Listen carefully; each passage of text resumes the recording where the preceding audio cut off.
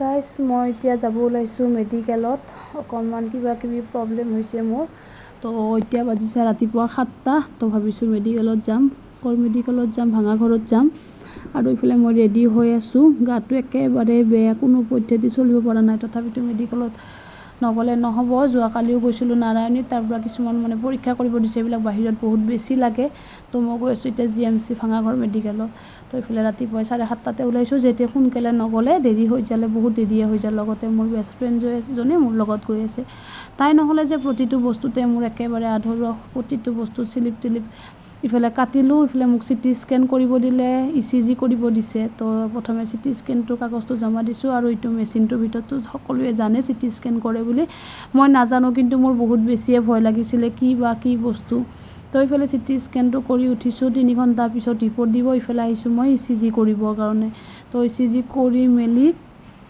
আমি অকণমান বহি দিয়াৰ পিছত 3 ঘণ্টাৰ পিছত দিলে ৰিপৰ্টটো চাই কেনে কি ক'লে ডক্টৰে আপোনালোকক জনাই আছোঁ বাৰু ইফালে ডক্টৰে ক'লে যে কাণৰ ডক্টৰকো একবাৰ দেখাই দিবৰ কাৰণে তো কাণৰ ফালে ডক্টৰৰ তাতে বহি আছোঁ দেখালোঁ আৰু দেখাই ইফালে আমি ঘৰমুৱা হ'লোঁ তাৰপিছত কি হৈছে কি হোৱা নাই সকলোখিনি আপোনালোকক জনাম বাৰু ভিডিঅ'টো একেবাৰে শেষলৈকে চাই থাকিব আৰু কিহৰ কাৰণে মই এনেকৈ হস্পিটেলত আহিব লগা হৈছে কি বেমাৰ হৈছে তাকে ভাবি পোৱা নাই মই ইফালে মোৰ লগৰজনী তাই নহ'লে যে মোৰ প্ৰতিটো বস্তুৱে আধৰুৱা থেংক ইউ মোৰ লগত থকাৰ কাৰণে তো গাইজ কালি মেডিকেলত গ'লোঁ মেডিকেল ভাঙাঘৰত গৈছিলোঁ তাৰপিছত দেখাই উঠি বহুত কিবা কিবি পৰীক্ষা কৰিব দিছে এইবিলাক কৰিছোঁ বাৰু ইফালে এইটো CT স্কেন কৰিব দিছিলে CT স্কেনটো কৰিছোঁ নৰ্মেলে ওলাইছে বাৰু মই বাহিৰত বহি আছোঁ পূৰা বৰষুণ দি আছে তো যোৱাকালি শনিবাৰ আছিলে তো দেখালোঁ ইমাৰ্জেঞ্চিতে দেখাইছোঁ যিহেতু বেমাৰটো মোৰ অকণমান হঠাৎ হৈছে তো ইমাৰ্জেঞ্চিত গৈ দেখালোঁ তাৰপিছত ECG কৰিলোঁ নাই CT স্কেন কৰিলোঁ একো নাই কাণৰ ডক্টৰ দেখাবলৈ একো নাই আপোনালোকে হয়তো কথা অলপ গম পাইছে মোৰ মুখখন অকণমান তেৰা হৈছে জাষ্ট অলপ হৈছে কিন্তু প্ৰব্লেমটো মই পাই আছোঁ কিন্তু কিহৰ কাৰণে হৈছে ধৰিব পৰা নাই হঠাৎ শুক্ৰবাৰৰ দিনাখন প্ৰেছাৰটো হাই হৈ গ'ল হাই হৈ অকণমান মুখখনৰ প্ৰব্লেম পাই গ'লোঁ হ'লেও এতিয়া লগতে ট্ৰিটমেণ্ট নকৰিলে পিছত বেছি হৈ যাব বুলি ভয় আছিলে তো লগালগ নাৰায়ণী হস্পিটেলত গ'লোঁ তাতে ক'লে ECG কৰিবৰ কাৰণে যিহেতু অলপ পইচা পাতিৰো প্ৰব্লেম থাকে পটককৈ চব বস্তু নোৱাৰি তাতে যিহেতু চব বস্তু বেছি দাম হয় তো কিহৰ কাৰণে কি হৈছে এতিয়া বহুতে কয় বহুত নাৰ্ভৰ কাৰণে হোৱা বুলি কয় হাই প্ৰেছাৰটো হোৱাৰ কাৰণেও হয় কোনো দিনো মোৰ প্ৰেছাৰ নাছিলে সদায় নৰ্মেল সিদিনাখনে হঠাৎ কিহৰ কাৰণে বা হাই হৈ গ'ল তেনেকুৱা প্ৰব্লেম পালোঁ এতিয়া নাজানো আৰু কি হয় আপোনালোকে দোৱা কৰিব সোনকালে যাতে ভাল হয় ডক্টৰে কোৱা মতে সোনকালে দেখাইছোঁ তো মেডিচিন খাব দিছে মেডিচিনৰ দ্বাৰা ভাল হ'ব কিন্তু তাৰপিছতো নাজানো আৰু কি হ'ব অলপ মই বস্তুটো আপোনালোকে হয়তো ধৰিব পাৰি আছে অলপ হৈছে তো কিহৰ কাৰণে কি হ'ল নাজানো হঠাতে তো মেডিচিনখিনি খাই আছোঁ আৰু উপায় নাই আল্লাহৰ ওপৰত ভগৱানৰ ওপৰতে এৰি দিছোঁ ভাল হ'ব বুলি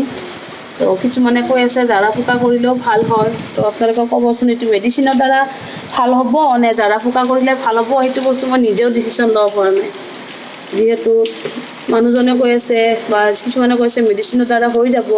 কিছুমানে কৈছে জাৰা ফুকা মই নিজেও কনফিউজ কোনটোত কৰিম তো আপোনালোকে কমেণ্ট কৰি জনাব কি কৰিলে ভাল হয়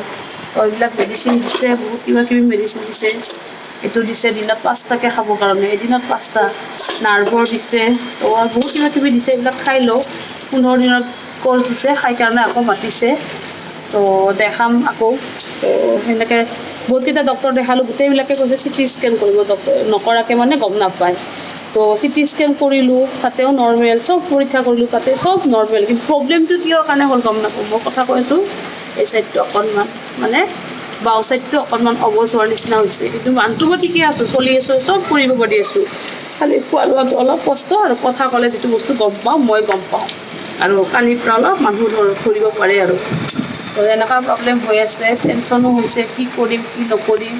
তো এনেকৈ বাহিৰত বহি আছোঁ আপোনালোকে দোৱা কৰিব যাতে সোনকালে ভাল হৈ যায় আৰু কিহৰ কাৰণে এনেকৈ হয় যদি কোনোবাই জানে মোক কমেণ্ট কৰি ক'ব নহয় কিবা মেছেঞ্জাৰত মেছেজ কৰি কেনে ক'ব আৰু তো নাজানো আৰু কি হৈছে তো চাওঁ আৰু ক'ত কেনেকৈ দেখাব পাৰোঁ যদি আপোনালোকে কোনোবাই জানে মোক ছাজেষ্ট কৰিব মই তেনেকৈ ট্ৰিটমেণ্ট কৰি যাম যিহেতু এইটো বস্তু ভাল নালাগে